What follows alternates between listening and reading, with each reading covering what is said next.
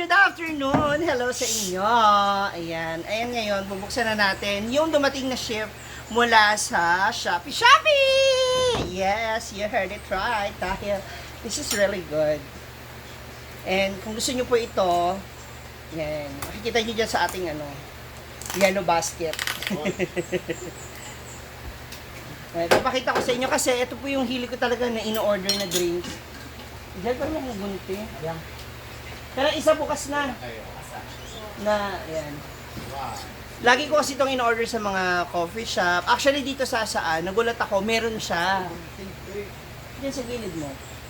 And, shout out nga pala sa, sa coffee shop dyan sa Hasaan, na lagi kong pinag-ano. Sabihin ba natin? Charot. Ayan. Actually, isa lang dapat bibilihin ko, pero since mahirap kasi siyang ma-order, una ko to natikman dahil sa road trippers kasi namili kami sa Landers and sa SR Mall. So nakita ko to doon nila ako binilihan.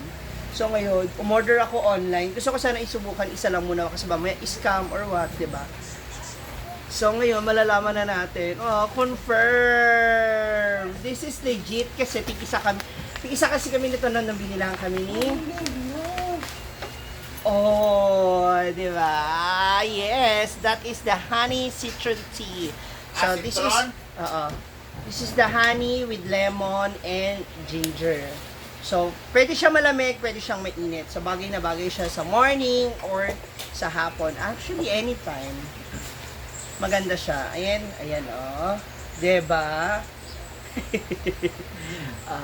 Nakatry ka na rin ba nito, mga moms? Kasi napakasarap talaga nito, napakaganda nito. Especially kung may ubo ka, or sa mapakiramdam mo, no, pamalit sa 3-in-1, or sa anumang coffee na gusto ninyo, pwedeng-pwede ito, masarap. So, itry na natin. Titimpla tayo. Pakita ko sa inyo. Honey Citron by Shopee, mga moms. Nako, kung interested kayo ha, i-click nyo lang yan dyan. Makikita nyo dyan sa baba. Oh! Ang bango. Ang sarap ng amoy. I really love it. So, meron ako maligam-gam na tubig dito. So, itatry ko siya. Nakakaano kasi siya, mga moms, yung nakakainganyo na araw-arawin mo siyang inumin. No? Dito kasi sa cafeteria nila, ginagawa siyang May dala kasi ate Cora eh. Ha? May dala siya dyan. Saan? Baka sa kanila lang ako bumili ako. Lalagay ako nga ng palatandaan.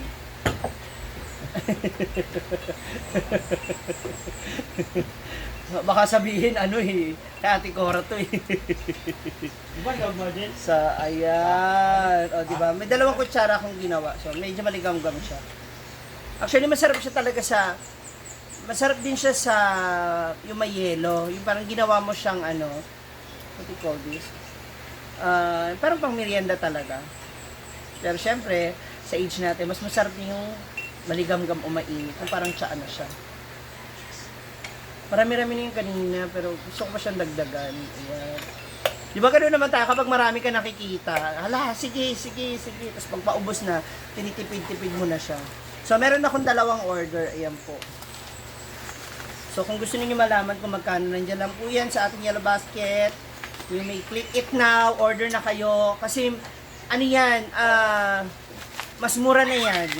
Mas mura na po yung price niyan. Tsaka, ay! Kung nagbablog ako, ang bastos ni Ade. Kung wala kang sponsor, huwag mo naman akong awayin. Hindi ko to eh. So, ayun na. Bili na kayo mga ma'am, siya, dalawa yan. Kulang pa ng 10 minutes. Ayun na ba? Yan ka na naman eh. Tapos pag nagalit na naman sa'yo yung jowa mo, sige ka pa rin Yossi, nag-oatmeal ka. Tama na yan. Yan na naman siya oh. Ayaw niyo magpaawat.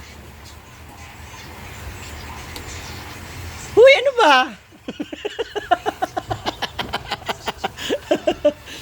Ay ba? Sa doktor na sa UC. Oh.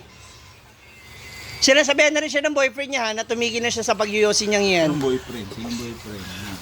So wala. Dinidinay mo na naman siya. Hindi ko din dinay kasi walang kami. Ha? Ba't? Iyot lang ang may Bakit kayo magkikita mamaya? Oh. Kasi nga, kailangan ng pera. Ha? Oo. Kasi sabi mo na kanina sa akin wala. Kaya nga nanghiram ako. Maring. Napakahayop mo talaga, di ba? Ganyan ka. So kung manghiram ako sa'yo kanina ng ano lang, ng 8,000, hindi mo ako mapahiram? 10,000 kasi ang minimum. Ah. Hindi ka umabot. Ano mo? Magde-dinner na po siya. Ano yan? Dinner / merienda. No, nagmerienda ako. 3 puto. 3 puto galing sa... Puta. Aray ko. Grabe ka naman. Kaya ngayon ganyan na lang. Kaya tayo sandwich lang. Pwede ba talagyan ng Maggi sabor? Lasa. Dapat kasi pwede mo naman lang siya, bumili ka ng saging. Ay, may saging pa dyan ah. Wala na. Sarap. Sumobra yung ano ko lagay. Ang tamis. Patikim daw. Dapat dalawa lang. Sa Hindi, isang bote, iubusin mo. Isang kanaw. Ano to? Timpla. Oo. O, di ba? Ikaw na magtimpla, ano? Para matansya mo. Baba mo, mamsi, uy. Yan ano. Oh. Yan na naman tayo eh. Ew. Ano? Ayan pa oh. Bakla ka. Yan tayo eh. Bigyan mo daw na mainit si, Mami Gwen mo. Ayaw ko na mainit. Hala? Pagdamit ba? Binibenta ko nga yan eh. Ha? Uy, may bago May bago nag-comment sa ko. Sa laing ko. Shout out. Asa si Sir? Sila The Boy ba? Hubad-hubad ka pa kasi. Ayan sila Yan sila Pak. Hala, sige pak Yan, go. Sige, hala. Yan. So ngayon, subukan natin gawin siya ng malamig na version. Parang ang kutsara. Kutsara ba? So ito-try natin yung malamig na version. Gaya na sinasabi ko sa inyo kanina. So meron tayo dito 1/4 lang kitchen. Pero yung ice natin, cubes.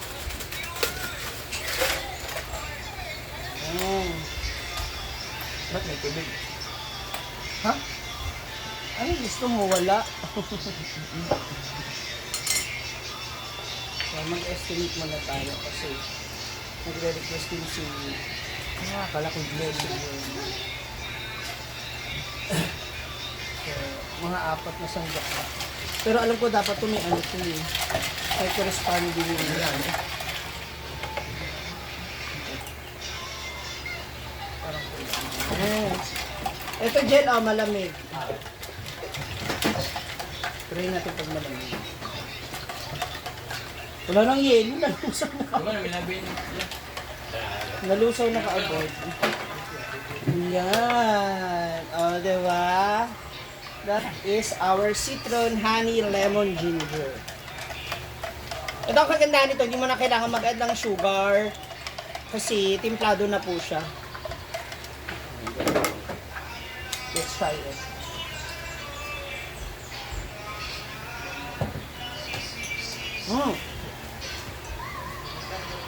So delicious. Love it. Noon. Naging isa. Diba? Tikman mo. Nuwan, binigyan ng baso si Mami Gwen mo.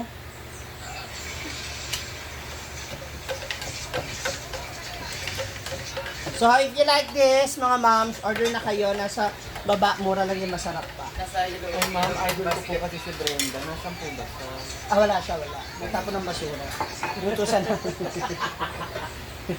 Pilit na talaga no? Ay, naka-vlog ko pala. Wala akong pakialam. Parang cute talaga. Yan, sarap na. Ano na to? 165 na to dyan sa... Ay, di ba Marian tayo yun? What? Yung in-order ko sa Brew Box. Anak niya. Nye. Yung mga saltik na po talaga yung mga tao rito. Stocks mo na kami agad.